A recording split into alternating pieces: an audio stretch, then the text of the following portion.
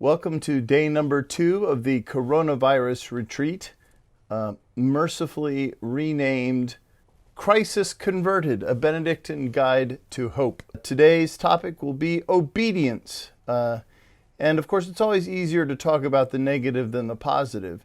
So let's start with a pop quiz.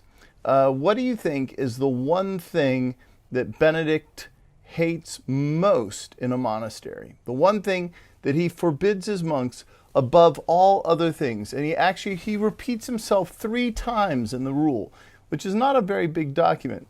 He says, ante omnia, a monk must never what? Well, the answer is grumble. Saint Benedict absolutely despises grumbling. And the longer I'm in the monastery, the more I realize what a great temptation it is, and how it is the one real poison of a community. Now, we're being forced, as it were, to live in very tight quarters with sometimes people we haven't exactly chosen to spend that much time with. And St. Benedict recognizes this, and that's why he forbids grumbling. Interestingly, as passionately as St. Benedict feels about this subject, he never strictly defines grumbling. The word in Latin is murmuratio, and our Father Timothy, who wrote a famous translation of the rule, wanted to use a word I cannot mention in polite company. But see, I think this is on purpose that he never quite defines it, because it can take so many forms, right? It's that cowardly, backstabbing, passive-aggressive, underhanded whining in the first place, right? The kind of whining that the Israelites did on the way out of Egypt, when after all the miracles, they then are very disappointed with God in the food, right? But it can take the form of curiosity. You can say, gosh, I wonder why so-and-so is such an idiot, right? Or charity. You could say, oh, poor so-and-so, he's really such an idiot. I wish I could help him. My personal favorite is humor. Right? You say, oh, God, so-and-so is just such an idiot. Or honesty. You can say, how many times have you heard someone say, look, I'm not telling you anything I wouldn't say to his face? Well, just because you'd say it to his face doesn't mean you should say it behind his back either. In fact, I heard a kid in our junior school yell at another kid not long ago, if you're going to say something like that about me, at least make sure it isn't true. Because, of course, if it's not true, you can deny it. No, right. I've heard murmuratio defined as criticizing something you have no power to change. But in the end, it's just evil and destructive to a community, to the cohesiveness of a community. In his commentary on the rule of St. Benedict, Abbot Patrick Barry, who spent many years here at Saint Louis Abbey, he writes that grumbling quickly becomes part of the underlife of a community. Thus, it destroys confidence and is incompatible with the monastic ideals. It is impossible for the superior to deal with it and affects the whole spirit of the community. Murmuring, he writes, is a technical monastic concept, so it is best to retain the Latin word, recognizing its unique meaning. Now, back when I took my solemn vows, my sister, that very same week and that very same year, she was married, and she asked me to give the toast at her wedding. I don't have a dog in this fight. I'm never getting married. So I really had nothing to say. So I did what I always do when I'm lost and confused. I went and I found one of the old monks of the monastery, and I asked him what I should tell my sister on her wedding day. I found him asleep in the calefactory, and he looked up at me and he said,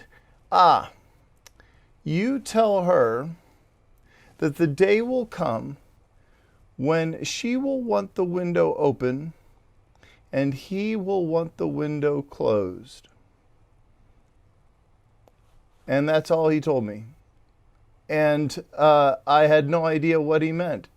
But I didn't have anything else to say, so at her wedding, I stood up and I said, ladies, gentlemen, Chris and Brent, someday one of you will want the window open and the other will want the window closed. And I sat down, and everyone thought I was very wise. And afterwards they came up to me and they said, well, what did that mean? And I said, well, you'll just have to live your way into the answer. And in fact, I didn't know what it meant for years until one Sunday I was preaching to the Missionaries of Charity. I occasionally go down to their little house that serves the poor in North St. Louis. And I didn't come prepared with the sermon. So instead, in the place of a homily, I said, sisters, the day will come when one of you will want the window open and the other will want the window closed. And I sat down. But I find it very difficult to lie to nuns. So I stood back up again and I said, honestly, I have no idea what that means. I just didn't prepare a sermon. So I sat back down. And afterwards, Sister John Mark came up to me and she said, Father, I know what your sermon meant. And I said, great, could you tell me? And she said, yes. When I was a young nun, she said, I was assigned to a convent in the Amazon. And there were 7 of us who lived in a iron shack or a metal shack. And it had 2 windows and a door. And every night, there was one nun who was actually from the area, and every night she would come in and she would shut all the windows and the door. And every night we lay there steaming in the dark, praying that she would get transferred. And finally, after 6 years of this, she finally was. And she said, no one said anything, but we all inwardly thanked God for this blessing. And we opened up the windows and the door, and we slept all night with this cross breeze, and it was wonderful until we woke up the next morning with snakes in our beds. And the point of the story, she said, was that we have to trust that the people we live with want what is best for us. But it's so much easier to assume that they're just jerks. And this is what St. Benedict refers to as mutual obedience or lack thereof. It's one thing to obey your superiors. And in a way, that's very easy because all you have to do is what you're told. But when it comes to mutual obedience, there has to be this measure of trust. Now, it may be that the people you live with really are jerks, but you can't just assume that, right? Psychologists call this the fundamental attribution error. If you want to sound real smart, you can throw this into a conversation sometime. The idea is that when I do something shady, like cut in line at the grocery store, it's because of the circumstances. I was in a rush, a terrible rush. It was an emergency. I had a terrible day, and I'm sure everyone in line behind me understands that.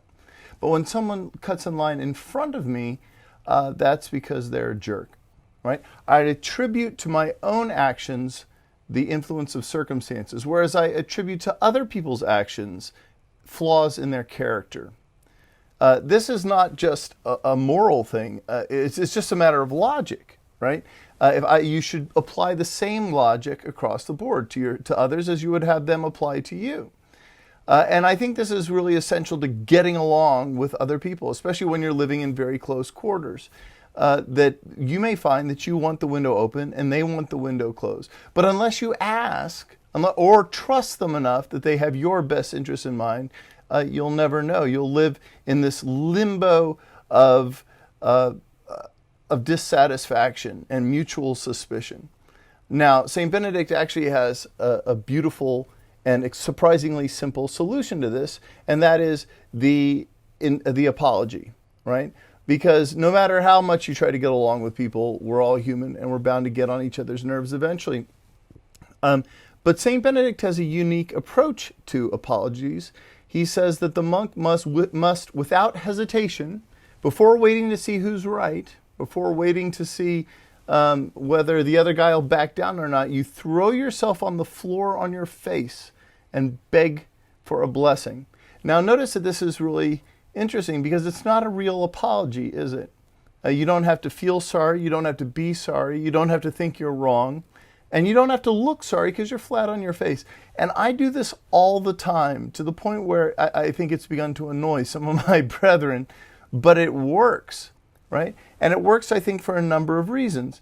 For one thing, when you're helpless like that in front of somebody, they really have no choice but to forgive you. In fact, I was reading the other day in a psychology book that when you're confronted with someone who is truly helpless, your brain releases oxytocin, and it compels you to reach out to them. I got a piece of fan mail not too long ago from a teenager who said he had gotten in a wreck and totaled his parents' car, and the police had driven him home. And he said, I didn't know what to do, so when I found my parents waiting for me on the couch, I did what you suggested. I threw myself on my face. And he said, my father got embarrassed and left the room, and my mother started crying, and I totally got out of it. Right? Now, that's not the point of an apology, is to get out of it, but it is a beneficial side effect. My point is that when someone is hurt by something you say or do, I think it's because they feel that some dignity has been stripped from them. And by making yourself physically smaller, by making yourself vulnerable to them, you restore some of the dignity you took away. And this, I believe, is at the heart of obedience and at the heart of living in a peaceful community, particularly a peaceful cloistered community where there's no way to get away from each other. So it is my prayer for you that you won't get on each other's nerves, but when you do, that you'll find the strength for a good apology. That, I believe, is at the heart of Benedictine obedience.